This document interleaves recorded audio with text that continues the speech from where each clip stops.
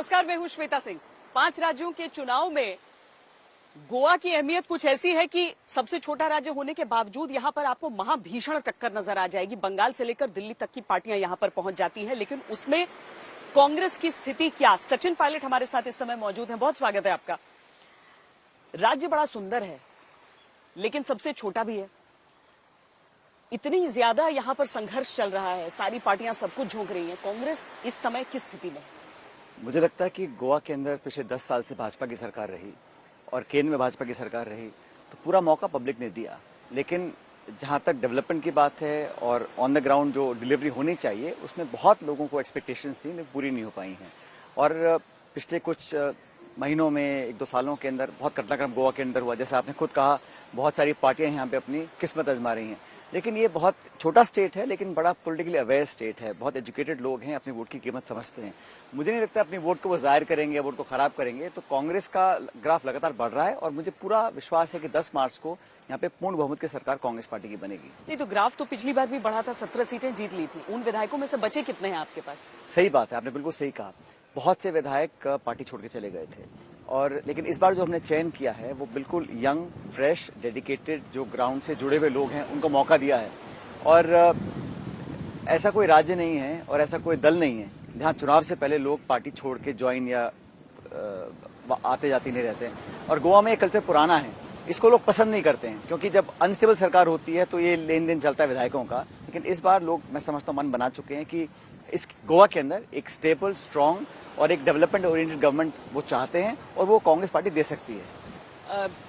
20+ सीटें कांग्रेस ने ज्यादा बार यहाँ पर जीती हैं, पर इस समय की स्थिति देखकर ऐसा लगता है कि चाहे तृणमूल कांग्रेस यहाँ पर आ गई हो और कहती हो कि हम पूरी तरीके से फाइट में हैं, चाहे आम आदमी पार्टी एक प्लेयर के तौर पर खुद को दिखा रही हो, जो रीजनल पार्टियां हैं उनका यहाँ पर उनकी मौजूदगी हो, ऐसे में आपको नहीं लगता बहुत फ्रेगमेंटेड हो जाएगा? नहीं, बिकॉज बहुत फ्रेगमेंटेड हो रहा था। लोगों ने मन बना लिया कि अपनी वोट किसी को दें और वो विधायक ना बन पाए या सरकार ना बना सके। क्योंकि जहां तक तृणमूल कांग्रेस की बात है, चंद महीने पहले वो यहाँ पर आकर खूब उन्होंने संसाधन खर्च किए, होर्डिंग, बैनर, पोस्टर लगा दिए, लेकिन कोई कनेक्ट नहीं है यहाँ के लोगों के साथ। कांग्रेस का और गोवा का एक बहुत पुराना इतिहास है, और मैं ऑन रिकॉर्ड बताना चाहता हूँ कि गोवा की स्टेट की क्रिएशन, इसकी लैंग्वेज को आइडेंटिफाई कर मान्यता प्राप्त कराना और यहाँ के लोगों के साथ एक इन्वॉल्वमेंट कांग्रेस पार्टी का पुराना रहा है। और बाकी जो दल आपने बताया, आम आदमी पार्टी भी चुनाव लड़ रही है, ठीक है, एक आजाद देश है, कोई भी कहीं से लड़ सकता है, लेकिन वो स्थिति में नहीं है कि सरकार बना पाए। इसलिए मैं बार बार कह रहा हूं कि गोवंस चाहते हैं कि इस बार हमारे कल्चर, हमारे हेरिटेज, हमारी ट्रेडिशन, हमारी जो यूनिकनेस है, उसको प्रिजर्व करते हुए ऐसा कौन सा दल है जो भाजपा को हराकर एक सरकार बना सकता है। उसमें कांग्रेस पूरी फिट बैठती है। पर प्रधानमंत्री नरेंद्र मोदी जब सदन में संबोधित कर रहे थे तो उन्होंने कहा कि एक एक करके जो सारे राज्य हैं वो कांग्रेस को नकारते जा रहे हैं, एक एक करके सब नकार रहे हैं आप लोगों को। अब वो तो प्रधानमंत्री स्पीच पॉलिटिकल ज्यादा देते हैं और जानबूझ के कोशिश करते हैं, लेकिन आंकड़े गलत है ना। हम लोगों ने सरकार बनाई राजस्थान के अंदर, मध्य प्रदेश के अंदर, छत्तीसगढ़ के अंदर, पंजाब के अंदर, कर्नाटक के अंदर, और ऐसा नहीं है बाई इलेक्शन मध्य प्रदेश बचा नहीं, पब्लिक ने वोट दिया ना। आपने कहा सरकार नहीं बनती है, वोट परसेंटेज तो बीजेपी का ही ज्यादा रहा। वोट कितना भी हो, सरकार हम लोगों ने बनाई ना, बहुमत हमारे पास था। और मैं कहना चाहता हूं कि पिछले जो बाई इलेक्शन हुए हैं, चाहे वो हिमाचल में हो, कर्नाटक में हो, वहां बीजेपी हारी है और कांग्रेस ने हराया है। इसलिए नेशनल लेवल पर अगर कोई पार्टी बीजेपी को हरा सकती है तो वो कांग्रेस ही है। इसलिए शायद प्रधानमंत्री जी का अटैक पूरा कांग्रेस पे रहता है। हालांकि उत्तर प्रदेश में उनका अटैक बाकी दलों के अलावा कांग्रेस पे रहता है, क्योंकि वो जानते हैं कि पैन इंडिया लेवल पर अगर कोई दल है जो भाजपा को चुनौती देके हरा सकता है तो वो कांग्रेस ही है। इसलिए संभवतः ज्यादा अटैक करते होंगे। हमें तो खुशी है, जितना ज्यादा अटैक करेंगे आप तो एक्सेप्ट कर रहे हैं कि कांग्रेस ही आपको रियल चैलेंज दे रही है 5 राज्यों के अंदर। पर देखिए, पिछली बार जैसे उत्तर प्रदेश की बात हम कर लें, पिछली बार जो गठबंधन आप लोगों का वहां पर हुआ था, इस बार समाजवादी पार्टी हाथ थामना ही नहीं चाहती थी, वो जाकर जयंत चौधरी के साथ उन्होंने अपना गठबंधन कर लिया। बहुत वीक स्थिति में, क्या सबसे वीक स्थिति में उत्तर प्रदेश में? देखिए, उत्तर प्रदेश में हकीकत यह है कि 30 साल से सरकार हमारी कभी बनी नहीं वहां पर, लेकिन ऐसा नहीं है कि कांग्रेस पार्टी वहां मौजूद नहीं है। पिछले 2-2.5 सालों में जब भी वहां पे अत्याचार हुआ, उत्पीड़न हुआ, उन्नाव में, हाथरस में, लखीमपुर खीरी में, वहां पर सबसे आगे कौन खड़ा था? कांग्रेस पार्टी खड़ी थी। मुझे नहीं याद कि वहां सपा बसपा ने कहीं कोई प्रदर्शन किया हो या पब्लिक की आवाज बनकर या विपक्ष की आवाज को मजबूत किया हो। प्रियंका गांधी जी ने, कांग्रेस पार्टी ने संघर्ष किया। 18,000 कांग्रेसियों को जेल हुई उत्तर प्रदेश के अंदर संघर्ष करते हुए। तो हम अपनी भूमिका निभा रहे हैं और पहली बार हम 400 सीट पर लड़ रहे हैं। तो हमारा परफॉर्मेंस पहले से बहुत बेहतर रहेगा। और पब्लिक ने सपा की सरकार, बसपा की सरकार, भाजपा की सरकार देखी हुई है और कांग्रेस को मौका देना चाहते हैं। मैं बहुत अतिशोक्ति नहीं करना चाहूंगा, लेकिन मैं इतना कहता हूं कि हमारा परफॉर्मेंस बहुत बेहतर रहेगा।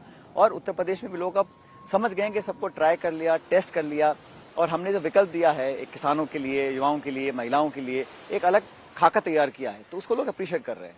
मैंने आपको बीच में नहीं टोका, लेकिन चूंकि आपने जिक्र किया कि जब भी उन्नाव जैसी कोई घटना होती है या हाथरस जैसी होती है तो कांग्रेस पार्टी वहां पर जाकर आवाज उठाती है। बीजेपी जो क्रिटिसाइज करती है आप लोगों को, वो ये करती है कि वो तो नजर आता है, पर राजस्थान के भीतर अगर इस तरह की कोई घटना होती है तो प्रियंका जी को नजर नहीं आती है। वो प्रियंका जी उत्तर प्रदेश के इंचार्ज हैं, राजस्थान में सरकार हमारी है। कहीं पे दुष्कर्म होता है या घटना कोई अपराध होता है तो अपराध समाज में होते हैं, लेकिन उस अपराध के बाद आप कार्रवाई क्या करते हैं? आप उस विक्टिम की बॉडी को रातों रात दाग दे दें घर वालों को बिना बताए, ऐसा राजस्थान में नहीं होता है। दुष्कर्म की सजा के बाद आरोपियों को पकड़ना, सजा दिलाना, पॉस्को में उनको ट्रायल दिलाना, तो आप सरकार और पुलिस उसके बाद क्या करती है? अब लखीमपुर खीरी में क्या हुआ? किसान पे गाड़ी चढ़ा दिया आपने, उनको आपने ना तो बर्खास्त किया मंत्री को, चार्जशीट करी, लेकिन आज उनके बेटे को बेल मिल गई है उत्तर प्रदेश में। राजस्थान में तो रेप के केस को ही गलत साबित करने की कोशिश हुई। नहीं, मैं कहता हूँ अपराध कहीं पर भी हो, घिनौना अपराध है, अमाननीय है, उसकी हमें जितनी भर्त्सना करनी उतनी कम है, लेकिन अपराध के बाद सरकार का रवैया, प्रशासन का, पुलिस का एक्शन क्या है, उस पर लोग जज करते हैं। इसलिए ये कहना गलत है कि उत्तर प्रदेश में गए, वहां क्यों नहीं गए। वहां तो हमारी वो इंचार्ज हैं, वहां जाके करा उन्होंने, और अल्टीमेटली उस प्रेशर के बाद ही यहाँ पर कार्रवाई हुई। जो लखीमपुर में बाद में सरकार को झुकना पड़ा और मंत्री जी के पुत्र को उन्होंने अरेस्ट किया, वो मैं समझता हूँ और विपक्ष के दबाव के बाद ही किया।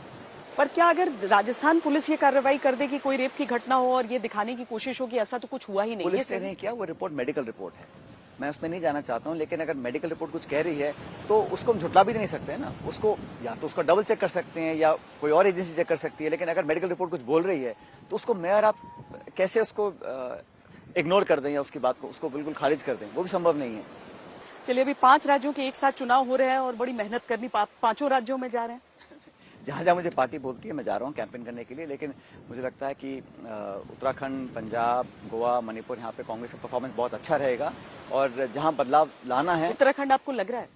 बिल्कुल लग रहा है, उत्तराखंड में स्पष्ट बहुमत कांग्रेस को मिलेगा और अच्छे बहुमत के साथ हम वहां सरकार कायम करेंगे। वहां पर पार्टी इन फाइटिंग की बात आती है सामने, वहां पर 3 मुख्यमंत्री बदलने की बात सामने आती है, वहां पर सिटिंग कैबिनेट मिनिस्टर भाजपा के छोड़ के भाग गए, कांग्रेस में आ गए, वो बात सामने आती है, वहां पर टिकटों में झगड़े की बात सामने आती है, वहां पर नॉन डबल इंजन सरकार, जो इंजन ही फेल हो गया, इंजन सीज हो गया, वो काहे का चलेगा डबल ट्रिपल इंजन, वो सब बातें सामने आती हैं। उत्तराखंड के अंदर छोटा राज्य है लेकिन अगेन महत्वपूर्ण राज्य है और वहां पर कांग्रेस को अच्छा समर्थन मिल रहा है। अच्छा, पर पंजाब में तो यही चीजें उल्टी पड़ जाती है ना, कांग्रेस के ऊपर आ जाती है मुख्यमंत्री बदलने की बात। नहीं, मुख्यमंत्री हम लोगों ने इसलिए नहीं बदला क्योंकि उन पे कोई आरोप लग गए थे, वहां के विधायकों की एक डिमांड थी, उसके आधार पर पार्टी ने निर्णय लिया और अब हम लोगों ने अपना सीएम फेस घोषित कर दिया है। और पंजाब के अंदर इतना फ्रैगमेंटेड हो गया है, वहां पे अकाली दल है, बसपा है, बीजेपी है, अपने अमरिंदर सिंह जी हैं, अलग अलग लोग लड़ रहे हैं, लेकिन वहां पर भी मैं ऐसा मानता हूं कि कांग्रेस का जो कैंपेन रहा और चन्नी जी के कार्यकाल में एक बदलाव लोगों ने महसूस किया है, तो उसका बेनिफिट हमें मिलेगा निश्चित रूप से। बहुत सारे लोग छोड़ कर गए हैं आपके साथी, खासकर जो साथ साथ दिखा करते हो, तो और एक बड़ी तस्वीर भी वायरल हो रही है जिसको जो कुछ मीम्स आप तक भी पहुंचते होंगे, सारे निकल चुके हैं, बीजेपी जा चुके हैं। हमने 100 सॉरी भी इस पर बनाया है कि एक सचिन पायलट डटे हुए हैं, बाकी बिछड़े सभी। हर व्यक्ति को ये निर्णय लेने की छूट है किस दल में रहना है, कहाँ काम करना है, क्या काम करना है। और मैंने जैसे पहले कहा, इलेक्शन से पहले ऐसा कोई दल नहीं है जहां से लोग पार्टी छोड़ के जाते नहीं है। जैसे मैंने कहा, बीजेपी में तो भाजपा उत्तर प्रदेश में सरकार है, 300 सीट से ज्यादा विधायक हैं, 1 दर्जन विधायक छोड़ के चले गए भाजपा को, उनके 3 मंत्री इस्तीफा दे गए भाजपा के सिटिंग कैबिनेट मिनिस्टर्स। तो पलायन और आना जाना लगा रहता है और हर व्यक्ति को निर्णय अल्टीमेटली जनता और समय बताएगा किसका निर्णय क्या लिया और सही था कि नहीं सही था। ठीक है, और मैं समझता हूँ इसमें ज्यादा नहीं मुझे बोलना है, लेकिन ठीक है, उन्होंने निर्णय लिया, कई लोग अपना बदल के दूसरे दल में गए हैं, देखते हैं क्या होता है।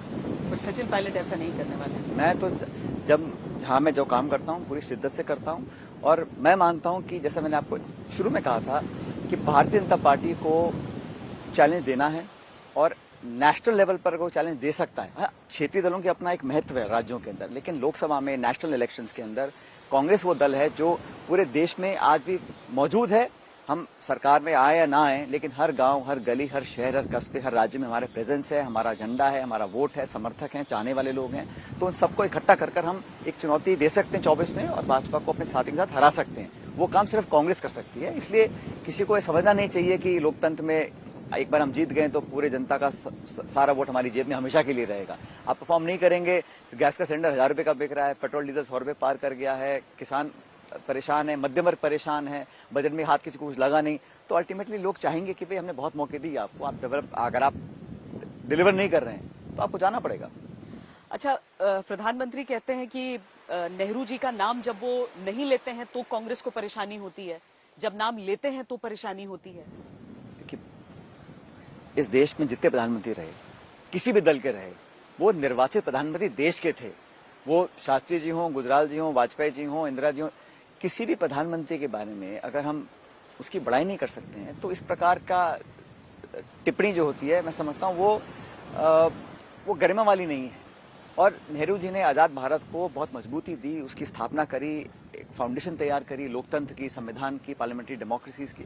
तो उनको इस तरह से उनके बारे में बोलना, मैं समझता हूँ शोभा नहीं देता एक इतने बड़े पद पर बैठे व्यक्ति को, क्योंकि एक ना एक दिन वो भी एक्स प्राइम मिनिस्टर बनेंगे। तो मुझे लगता है मतलब सिटिंग प्राइम मिनिस्टर के बारे में बोला जा सकता है? नहीं, उनके बारे में क्या बोला हम लोगों ने? हम उनकी पॉलिसीज की, उनका जो कार्यकाल रहा, उन्होंने जो वादे किए, जो डिलीवर नहीं कर पाए, हमारी जिम्मेदारी, हमारा फर्ज है आईना दिखाना, सवाल पूछना, पारदर्शिता मांगना, ट्रांसपेरेंसी मांगना, अकाउंटेबिलिटी मांगना, सवाल पूछना, वो तो हमारा अधिकार, हक है, करना चाहिए।